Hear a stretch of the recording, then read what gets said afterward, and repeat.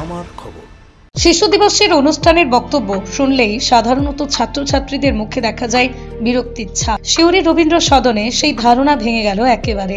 বীরভূমের নতুন জেলাশাসক ধবল জাইনের মাত্র 12 মিনিটের বক্তব্যই বদলে দিল পুরো পরিবেশ। সারাদিন ব্যাপী নানান সাংস্কৃতিক ও আলোচনা সভায় বক্তারা যখন একের পর এক বক্তব্য দিচ্ছিলেন, তখন অনেক ছাত্রছাত্রী অস্বস্তি বোধ করছিল। কিন্তু জেলা শাসক ধবল জাইন মঞ্চে উঠতেই যেন পরিস্থিতি পাল্টে গেল। তার সহজ ভাষা, অনুপ্রেরণামূলক কথা আর মনকে ছুঁয়ে যাওয়া পরামর্শ মুহূর্তেই মন জয় করে নিল ছোটদের। ছাত্রছাত্রীদের মুখের সেই অস্বস্তি বদলে গেল উচ্ছ্বাসে। বারবার হাততালি পড়তে থাকে হল জুড়ে। উপস্থিত অভিভাবক ও অতিথিরা বিস্মিত। জেলা শাসকরা কি এমনও হতে পারেন?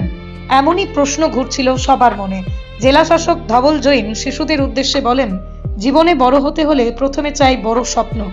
ভুল করতে ভয় পেও না, কারণ ভুল থেকে সঠিক পথ পাওয়া যায়। তার বক্তব্যের শেষে দাঁড়িয়ে হাততালি দেয় ছাত্রছাত্রীরা। শিশু দিবসের এই অনুষ্ঠান তাই রয়ে গেল এক অনন্য স্মৃতি হয়ে। আমার বন্ধুরা, বাচ্চারা এখানে এসেছেন, আপনাদের সবাইকে আমি শুভেচ্ছা জানাচ্ছি। আজকে এই শিশু দিবস আর ইন্টারন্যাশনাল সপ্তাহ আমরা পালন করছি। এবার অনেকজনের বক্তব্য আপনি শুনেছেন, কারোরই বক্তব্যে আপনার কোনো ইন্টারেস্ট নেই, আমি বুঝতে পারছি। সকাল থেকে বসে আছেন, একের পর এক র্যালি চলছে, প্রোগ্রাম চলছে। তো আমি জানি যে আমার বক্তব্যের আগের আপনার মাথায় কি চলছে, কি চলছে আপনার মাথায়। এটাই চলছে যে এই লোকটাও আমাদেরকে আবার বোর করবে। আমি আপনাকে কথা দিচ্ছি, আর একদম বোর করবো না, একদম কোনো জ্ঞান দেব না। কিন্তু আমার 4টে গল্প শোনানো আছে আমার জীবনে। ওই 4টে গল্প যদি আপনি মন দিয়ে শোনেন, এটাই একদম গল্প বলবো, কোনো আর কথা বলবো। রাজি? শুনবেন? প্রথম গল্প, জেলা শাসক হচ্ছে কনফিউজ লোক। জেলা শাসক হচ্ছে কনফিউজ লোক। আপনি ভাববেন এবার জেলা শাসকই কনফিউজ, তাহলে আমাদের জীবনের কি হবে? আমি কেন বলছি আমি কনফিউজ?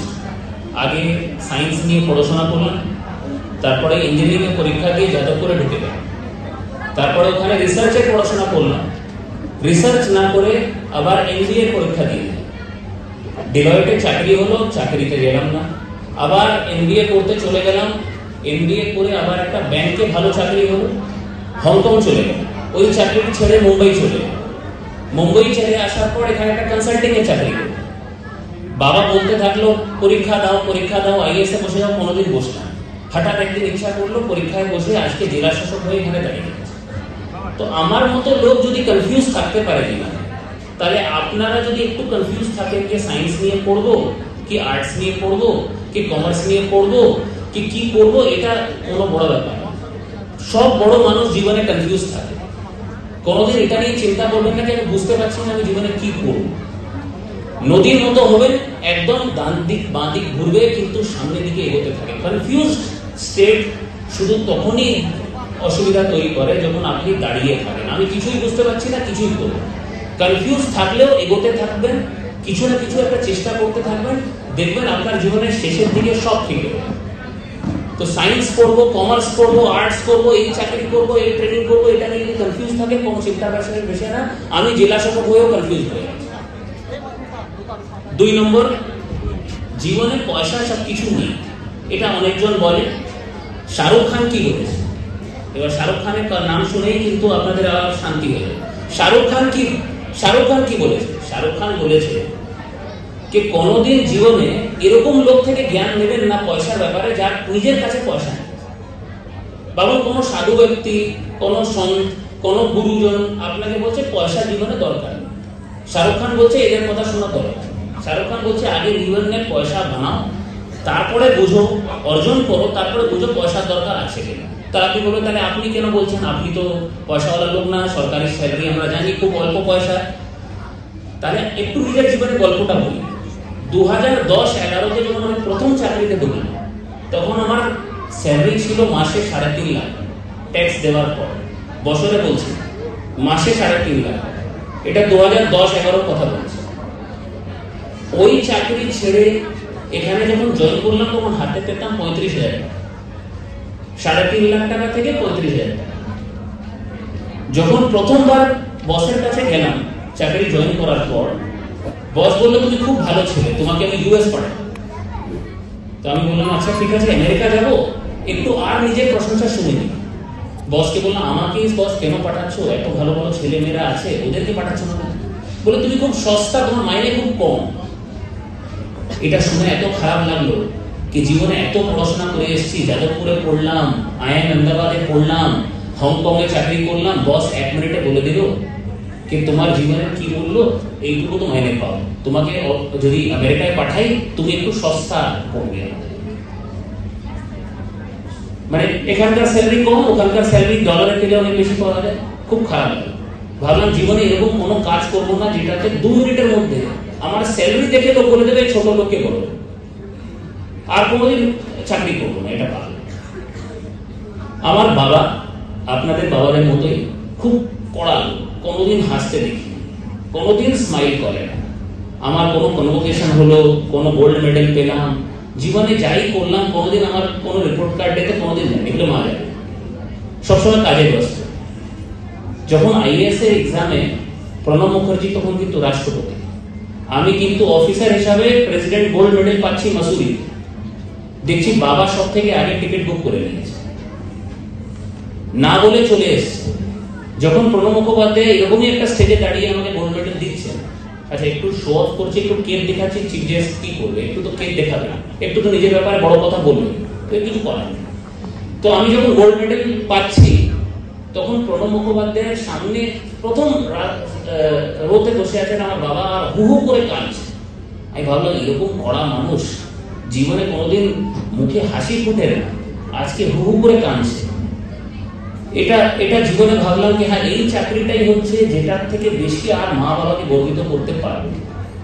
সেই কারণে সব সময় পয়সার পিছনে যাওয়াটা খুব ভালো, কিন্তু জীবনে পয়সা সবকিছু নেই, এটা কিন্তু আজকে বুঝতে হবে। কিন্তু জীবনে যখন আপনারা একটা একদিন এরকমই সময় আপনাদের জীবনেও আসবে যখন আপনি মনে করবেন যে হ্যাঁ একজন জেলা শাসক ছিল যেটা আমাদেরকে এই কথা বলেছে, এটা একটু মনে রাখবেন। পয়সা জীবনে সবকিছু নেই, অনেক জিনিস আছে যেটা নিয়ে আপনাদেরকে কাজ করতে হবে।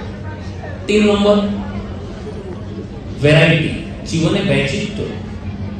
আপনি যখন খাওয়া দাওয়া করেন একটু মিষ্টি, একটু নুন, একটু জল, একটু সালাদ, সব রকম জিনিস মিশিয়ে খান। যখন পড়াশোনা করেন দেখবেন আপনাদের স্কুলে দিনে যে টাইম টেবিল ওর মধ্যে geography, history, games period, PT এসব মিলিয়ে মিশিয়ে দেওয়া। কিন্তু যখন পড়াশোনা করতে বসেন বা জীবনে কোনো কোর্সে যান বা কোনো চাকরি করেন তখন আপনারা ভাবেন না এই একটাই কাজ করবেন। জীবনে বৈচিত্র্য বা ভ্যারাইটি কোনোদিন অফ করবেন। আমার জীবনটা দেখুন, আমি কেন আপনার মধ্যে দাঁড়িয়ে এই গল্পগুলো বলতে পারছি। যখন চাকরি জয়েন করলাম এলওসি তে গান নিয়ে একটা 10 দিন ডিউটি করেছি, এই আইএস এর চাকরি। সাবমেরিনের ভিতরে ঢুকে একটা মিটিং করেছি, ফাইটার জেটে উঠেছি,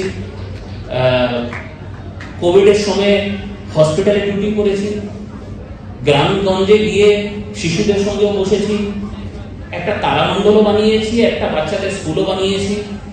এই যে বৈচিত্র্য, কোনোদিন মনে হয় না আমার কি সকালে অফিস যাওয়ার মানে আর যে সোমবার আজকে অফিস যেতে হবে, আজকে আবার স্কুল যেতে হবে, কেন রোজ নতুন একটা জীবনে করার মতো কিছু আছে।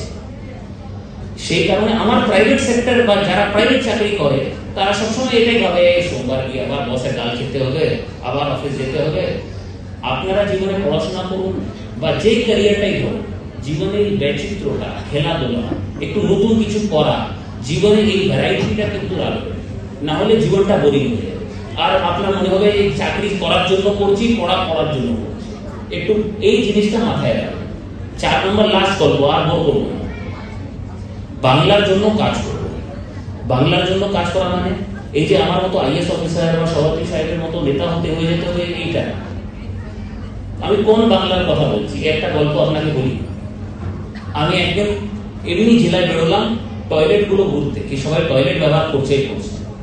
একটা বাড়িতে ঢুকলাম, দেখলাম টয়লেট যেটা তার মধ্যে তোষক, বালিশ, চাদর, এই জিনিসগুলো ভর্তি করে রেখে দিই। আমি দাদাকে জিজ্ঞেস করলাম, দাদা আপনি এটাকে স্টোর হিসাবে ইউজ করছেন কেন? এ তো আপনার টয়লেট। তো বলে আমার টয়লেট কাজ করে না। আমি বুঝতে পারলাম না টয়লেটে কাজ করার মতো কি আছে। বলে আমার টয়লেট কাজ করে না, সবসময় তার টয়লেটের মধ্যে জল থেকে যায়। এবার আপনি ভাবছেন লাঞ্চের আগে এই লোকটা টয়লেটের কথা বলে কেন বলছে, কিন্তু আপনি ভাবুন ওই লোকটা ভাবছে ওই যে জলটা আমাদের কমোডের মধ্যে থাকে, ওই লোকটা ভাবছে টয়লেট খারাপ হয়ে গেছে, মানে জীবনে সেই লোকটা কিন্তু টয়লেট দেখেনি। এরকম মানুষও কিন্তু পশ্চিমবঙ্গতে আছে, দেশে আছে। আমি এটা বলছি না কি আপনি সিভিল সার্ভিস জয়েন করুন বা সমাজ সেবায় ঢুকে যান, কিন্তু কোনোদিন এটা ভাববেন না কি আমি তো খুব পড়াশোনা করে এখানে দাঁড়িয়ে আছি। আমি কোনোদিন ভাবিনি যে আমি খুব বুদ্ধিমান লোক বলে আমি আইএস হয়েছি। আমাকে সুযোগ করে দেওয়া হয়েছে। আমি একটা ভালো পরিবারে জন্ম নিয়েছি, যেখানে আমার বাবা আমাকে সবসময় পড়াশোনার জন্য বলতো, বই কেনার মতো ওনার কাছে পয়সা ছিল। এরকম শিক্ষক শিক্ষিকা ছিল যে আমাকে পড়িয়ে দিত। এরকম না কি আমি একমাত্র বুদ্ধিমান লোক যে এই জায়গায় আসতে পারতাম। কোনোদিন ভাববেন না কি আপনারা খুব বুদ্ধিমান বলে ওখানে বসে আছেন। আপনি আমি এখানে বসে আছি সুযোগের জন্য। জীবনে আমরা সুযোগ পেয়েছি, এরকম পরিবারে জন্ম হয়েছে, এরকম সমাজে বড় হয়েছে। অনেকজন কিন্তু পশ্চিমবঙ্গে এই সুযোগটা পায়নি। এই বাংলার জন্য কিন্তু আমাদেরকে জীবনে কাজ করতে হবে। আপনাকে পয়সা দিতে বলছি, কিন্তু মনে রাখবেন যখনই সময় পাবেন কিছু ভলেন্টিয়ার করবেন, কিছু সমাজ সেবায় কাজের মধ্যে থাকবেন। যদি কোনো পুরানো জামা কাপড় থাকে লোকজনকে অর্পণ করবেন। এই চেষ্টা প্রচেষ্টা যদি না রাখেন জীবনে, তাহলে আমরা বাংলাকে আর এগিয়ে নিয়ে যেতে পারবো না। এটা কিন্তু মাথায় রাখবেন, বাংলার জন্য কিন্তু সারা জীবন কাজ করতে হবে। শান্তিনিকেতন গোয়ালপাড়া তালতর রোডে তৈরি হয়েছে অত্যাধুনিক পরিষেবা সম্পন্ন একটি ইংরেজি মাধ্যম স্কুল, কলেজ গুরুকুল শান্তিনিকেতন। স্কুলে রয়েছে smart classroom, activity based learning, NEET ও আইআইটি জেইই প্রস্তুতি, অলিম্পিয়াডের প্রস্তুতি, ইনডোর স্টেডিয়াম এবং ট্রেন্ড ফ্যাকাল্টিজ। নার্সারি থেকে দ্বাদশ শ্রেণী পর্যন্ত ভর্তি চলছে। বিস্তারিত জানতে যোগাযোগ করুন 9609039000 এই নম্বরে।